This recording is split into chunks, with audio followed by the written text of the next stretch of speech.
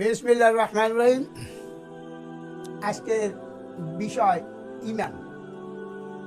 ঈমানের বহু শর্ত রয়েছে, তার ভিতরে একটা শর্ত আজকে উপস্থাপন করছি।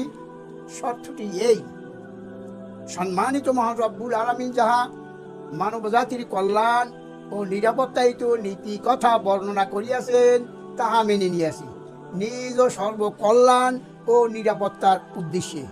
আর যে সকল কার্যাদি করিলে অকল্যাণ নিরাপত্তাহীন অপশক্তির প্রভাবে প্রভাবিত হব তা করিতে তিনি নিষেধ করিয়াছেন।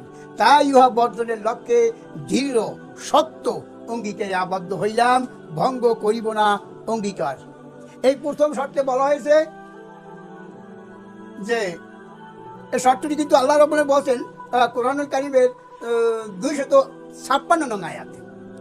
তো আল্লাহ রাব্বুল আলামিন বলছেন, যাহা কিছু প্রেরণ করলাম, পাঠাইলাম, কোরআন কারীম যে কথা, যে পরামর্শ তোমাদেরকে দিচ্ছি তা তোমাদের কল্যাণের জন্যই পাঠাইলাম, কিন্তু আমি আল্লাহর কোনো কল্যাণ বা অকল্যাণ নাই। অতএব আমরা এই শর্ত মেনে নিলেই আমরা কলেমা পাঠ করতে পারব, নতুবা কালেমাও পাঠ করা যায় না যদি ঈমান না থাকে। যার ঈমান নাই তার আবার কালেমা কি? অতএব ঈমানের এই প্রথম শর্তটি সুন্দরভাবে বুঝি নেই।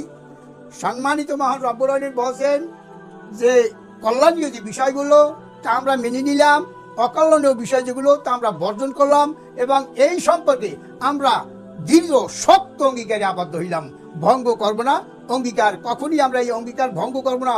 অঙ্গীকার ভঙ্গকারীর জন্য কঠিন শাস্তি আল্লাহ রাব্বুল আলামিন দিবেন। অতএব এই 1 নম্বর শর্তটি আমরা সকলেই বুঝে নেই এবং মেনে চলি, শর্তটি কণ্ঠস্থ করে নেই।